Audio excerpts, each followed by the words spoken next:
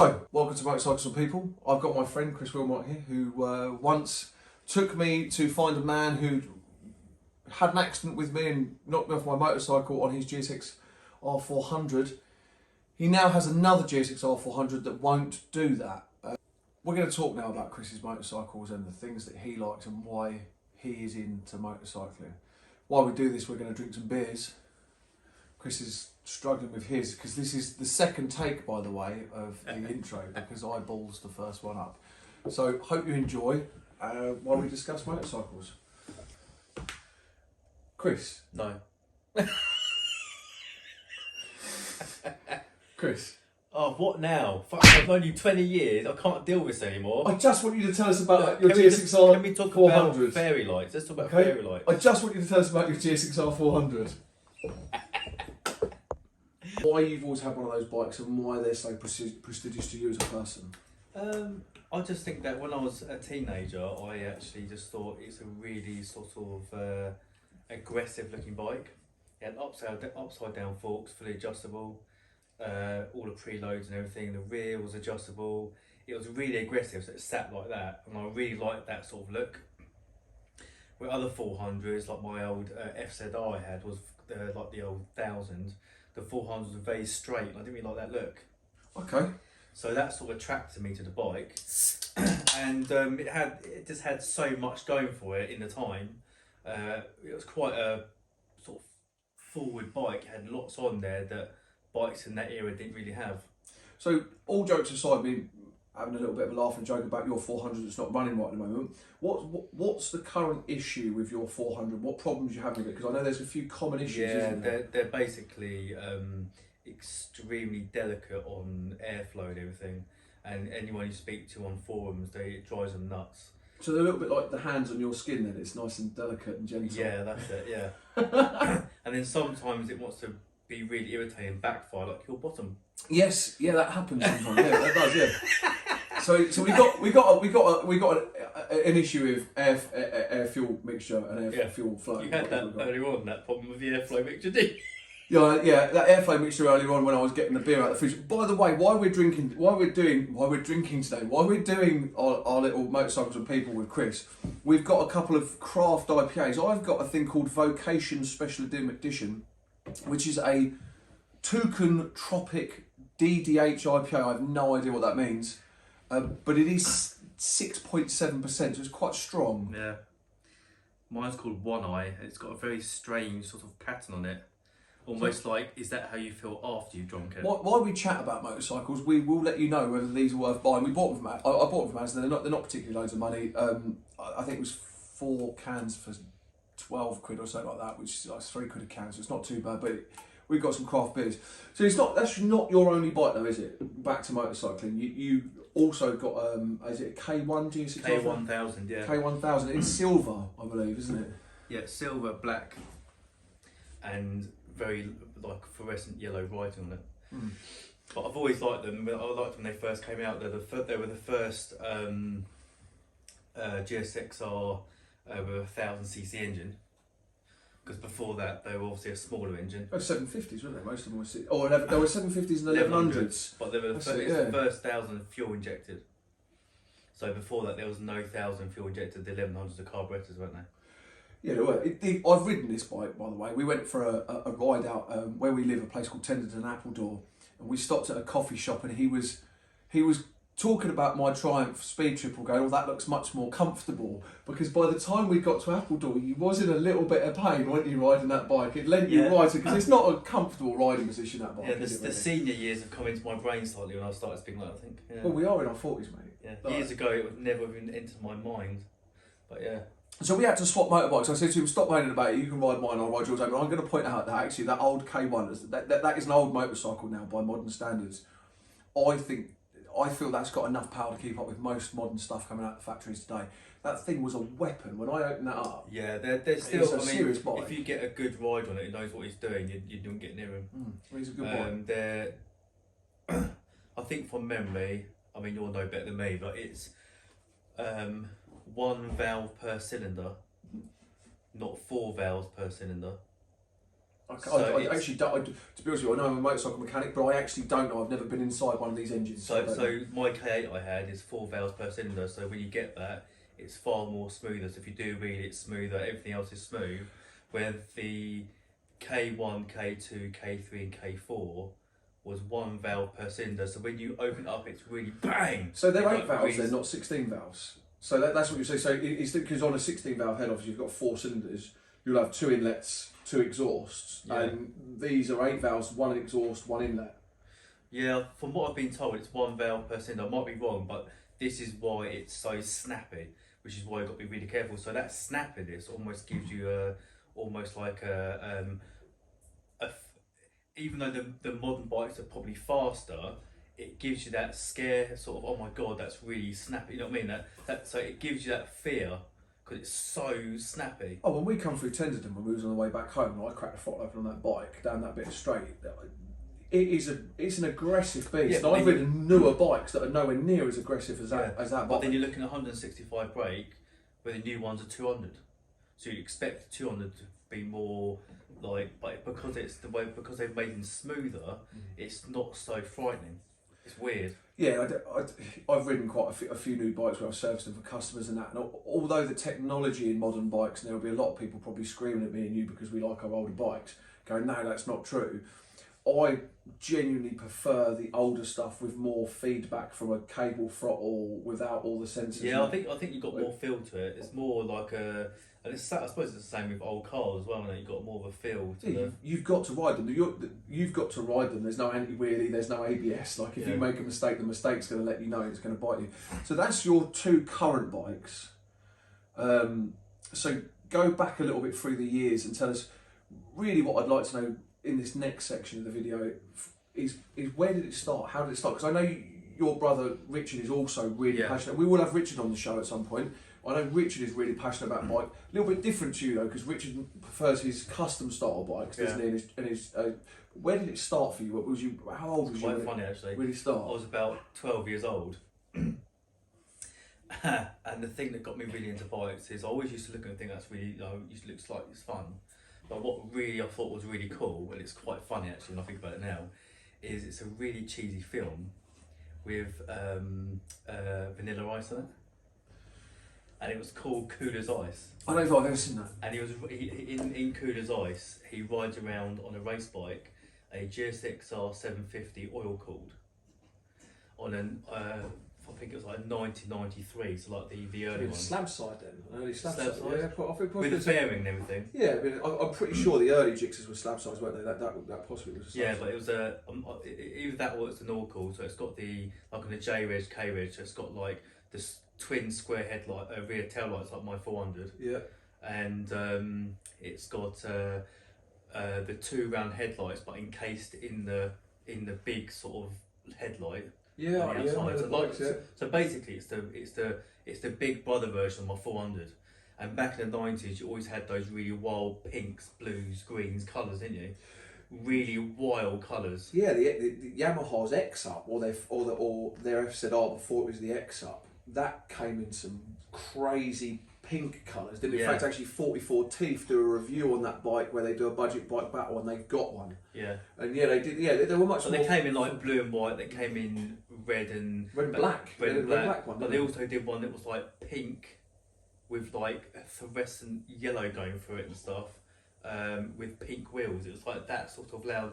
Even if I know it sounds cheesy, but even if you watch like Baywatch back in the 90s, all their bikinis were like pinks, blue. It was that era, wasn't it? Where everything was loud. The late 80s, early 90s, all the way up to the 90s was very loud. And then in this film, Vanilla Ice had this wacko haircut, and he's riding this bike, and he fancies this girl, and this girl basically fancies him not just because of him, but because he's riding a motorbike.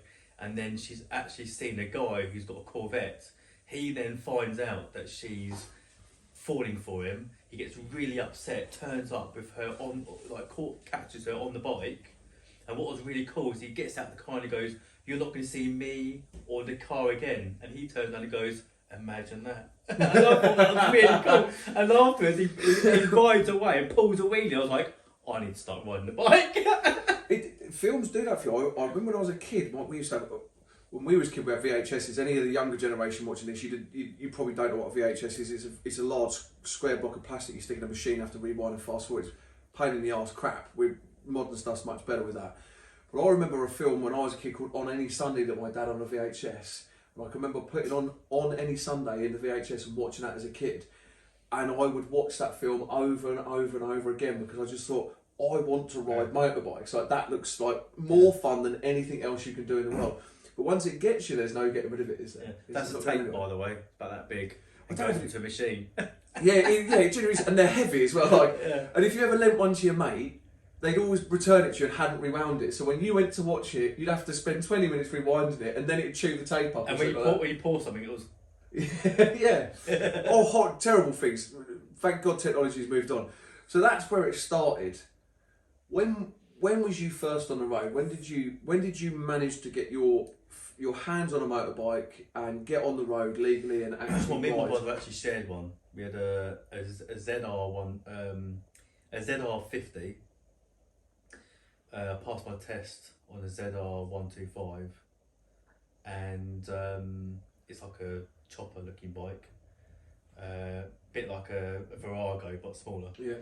And obviously back in the sort of 90s, late 90s, you could be a bit naughty because there wasn't really the technology you got now. No ANPR. There's no ANPR. So my very clever brother decided to take the 50cc engine out and put a 70cc ball kit on it, which made it very quick. And it looked exactly the same. So you told the insurance company it was just a 50cc, so you could get away with things back then. We can't really do that now. It is harder. The police have got stuff that they use against it, but that's the sort of thing we do. When I had my KMX 125, I remember going to college, and my college lecturer when I studied engineering, he said I had one of those when I was a kid. Obviously mine was a 2002, his was an 80s one. And Kawasaki have this thing called the KIP system, which is Kawasaki's integrated power valve system. He said if you take that cover off of your bike and wet and dry it, and then polish, wet or dry it, so you 2000 grit polish it, and then auto sole it, and polish the hell out of it, you get like an extra 0.5 of a brake horsepower or something. But it give you that when it took it over the legal limit. But we all did stuff like that. We didn't really change the can to get a little bit more power, but the police are on it, aren't they now? And it invalidates your insurance. You just can't get away with it. Everything's electronic. Like back in the day, to restrict a bike, they used discs that went into the car. Yeah. And so it made the hole half the size. Now it's electronic. Yeah, it's all. So it's a bit more. You got to plug it in. So it's a bit more difficult. But yeah, I think just in a general thing, I think it's like an addiction. I think once you start riding, even if you didn't have a bike for 6 months to a year, you'd probably start struggling to want that bike again. Oh, when I went through my divorce and that, I didn't have a bike for a while, and it was like someone had taken a piece of me and thrown it in the bin. Like and I would walk down the street and a bike would go past, and I still do whether I've got one or not. But it was more. I was like, I need to have a bike. I've got to have a bike. And now the thought of not having a motorcycle on the road and not being able to just go and put my keys in my bike and go for a ride if I want to is almost traumatic. It's definitely a way of life. I think just the fact you can sway left or right, accelerate, decelerate, go around traffic, the air's on your face if you've got the visor up. It's just a nice feeling. I think it's the whole thing, isn't it? Whenever you watch, and I didn't really want to use comments like this in my video, but it's true. But when you watch other people talk about this on other videos and other YouTube channels now, they'll motorcyclists always use a phrase. It's freedom. You get freedom. And now it's almost a silly comment because we're not free. We've still got to abide by the Road Traffic Act. We've still got to do what we're supposed to do. But the feeling of actually being on the bike is a very freeing feeling. Like I say to people all the time, the only thing you need to get over any stress in your life or mental health issues is not medication, it's a gym membership or a motorcycle. Because you get on your bike, you put your crash helmet on, and the only thing you can think about when you're riding that bike is being on that bike. If your mind is somewhere else, the chance of having an accident or creating yourself a problem that could endanger your life is very real. So you concentrate on, I'm in that bend. I've got a positive throttle. I'm leaning that bit. There's my exit point. I'm going to feed on the gas and get to the next one. And you are moving with the bike. I always think and I know there are big motorcyclists out there, but I've always considered motorcycling as an activity to get to and fro from one place to the other as almost a healthier option as well, because you're engaged in movement. There's no engagement in movement. I know you drive a BMW and I've got a pickup truck, but when you're in your BMW and I'm in my pickup truck, there's no engagement in that vehicle really, is there? You're in a seat. You're definitely more engaged on a motorbike, but you are 36% more likely to have an accident. Yeah, that is something that we do. We do sort of. We have to deal with, and I wouldn't swap that for anything. Okay, next question. For all of us as motorcyclists, there's that one attainable vehicle, or that one unattainable motorcycle that you will see or you will read about. What bike for you do you hear, see, or smell that you've never managed to own is something you'd really like to get your hands on? So, for instance, mine would be a Vincent Black Shadow or a Bruff Superior. Like, those are two bikes I couldn't own, but I'd love to own one. Probably, I actually quite like the MV Augusta 1000. They're a pretty bike. It's £28,000, and it does look nice. It's a lot of. I mean, it's naked. It's like the Aprilia naked. Or the Ducati Street Fighter. They're a lot of dosh. They're very quick as well. It's almost too much power for a naked bike. They're like over 200 horsepower. See the Ducati thing? I like the way they're built, but you know, again, if I still had the choice, I do like Harley Davidson. See, we both had Fat Boys, haven't we? Yeah. I had the 1450. Yours was a 1580. 1690. A 1690. And I know there are I drink in the pub with a group of guys, and they all ride BMWs and Triumphs and stuff like that. And again, I own a Triumph and Chris has got a Suzuki. But for me, my Harley gave me a sense that no other bike has ever given me. And people go, oh, they're slow. They're not that slow. They're just not fast top end. But they're not designed for that, are they? No. I mean, I don't know if it's age or maturity, but I actually prefer to enjoy the bike more than have to think I have to go fast. I think that is an age thing, because you think back when we was kids. Yeah, we was pinned on the throttle. I'm going to the shop to get some milk, but I'm going there full chat on my bike. But the thing is, when you get older and then you become a parent, you'd shit yourself, wouldn't you, if you found out your son was doing that? You'd worry, wouldn't you? Because it's the worry that they're gonna hurt themselves or whatever, you know. Yeah, you do. Because you think different, don't you? Yeah, you do. My boy's got a bike. Anyone who's been on the YouTube channel has seen footage of my son riding his bike, and he'll ride it down the yard. And while he's riding it down the yard, and this is quite hypocritical as someone who rides motorbikes, I'm thinking, mind that van, mind that pothole, mind this one. And I'm thinking, what if he comes off, what if he damages himself? But the same as our parents had to, and their parents before them and all that, you have to let that go. Like, you can live. Burt Munro, I believe, once said you can live more in 1 minute down a quarter of a mile straight, flat out on a motorbike, than you can 50 years mowing your lawn and sitting in your front room. And I wouldn't want to take that away from my boy. Like, I do worry about him, but I will still encourage. He can race at Bempsey when he's 12, and I've always spoken to his mum about getting him a bike to go and race at Bempsey. He won't be able to do all the seasons because he lives 300 miles away from me, but for that reason, I want to pass that on. Go have a go, because it's the greatest thing that I've ever had in my life, as I'm sure it probably is for you as well. Yeah.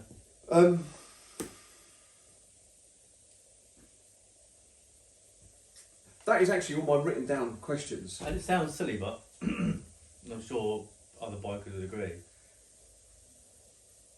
But if you do love your bike, and you're sitting on your settee, and you could have your bike in front of you at a distance on a plinth, you'd sit there looking at it. Yeah. My bike's outside right now in my garden, and in this conversation while we're making this video, I've looked at it because it's a twin headlight 955 several times because it's my bike. I will get up in the middle of the night, go to the toilet, and as I walk through, I will look out my window and go, yep, that's my bike, like that, and then I'll go to bed. It is something I bought my girlfriend Tony an MZ 125 1970. Was it 1977, babe? It was, wasn't it? 76 MZ TS125. And she decided that it wasn't the bike for her. It's an old Eastern European two-stroke, which really and truly for someone who is learning to ride a motorbike isn't the best bike to have. So we decided to sell it, and there were many times I said, do you not want to, should we just stick it in we'll drain all the fluids out and stick it in the front room, like, we'll keep it. Like, so no, we've got to sell it. But I generally thought I'll just put it in the front room just to stare at, just because it's a nice thing. Yeah, I mean, I think it's great if you had an office and you had your bikes there, and you could sit at your office table and you're looking at your bikes. That to me is a great idea. Now, when I had my old workshop over in Pembury Grove in Bexhill, I got a phone call from an old boy, and he was bless him, an old boy. He was like in his 80s, and he used to race these little two-stroke 125 bikes. I can't remember what they were called. And I went round his house, he had a wiring loom problem. And he goes, would you come over and look at the bike? Yeah, of course I will. So I went over there and had a look. He in his office, he had an office in his house in Bexhill. And in this office were 3 of his previous race bikes, completely immaculate and restored, in his office with pictures of him throughout the years racing and all these medals and all these trophies. And I thought, now that's cool, isn't it? Like, I don't doubt that he will go in there and just have a cup of tea and just sit there and look at his bikes and think, that was me, that was when I was 25. Yeah, it's definitely a passion. I think people who, and it's not their fault, people that are not into bikes, they just don't get it. No, they don't. But I would liken that to skiing. I have no interest in going black diamond skiing whatsoever. I've got to go to Switzerland and put skis on, no interest at all. But if you speak to someone who that's my girlfriend said we've got 2 minutes to dinner. We're having dinner as well. But no, we're not going to eat on the podcast because we knew what happened the other day. I spoke with my mouth full on my TikTok and was in so much trouble. That one happened again. But I've got no interest in going skiing. But if I sat there and there will be a skiing podcast where people talk about skiing, they probably sound exactly the same as we do, but just about skiing. Right, we're going to cut it there because we're going to get some dinner. Before we do cut it, Chris, how's your really strong beer? Yeah, it's nice actually. I mean, I'm not a fan of beer, but it's just alright. I think the bit of flavour gives it a bit of a taste, by the bitter taste. It's quite strong though. This is right. The Vocation Special Edition Toucan Tropic, which is that one there, I'm not going to lie, is really heavy. It's almost like I'm drinking diesel. Not disgusting, but it's really heavy. I would rather an IPA with a little bit more of a fruity flavour. Yeah. Lovely, mate. Okay, there. I think that went all right.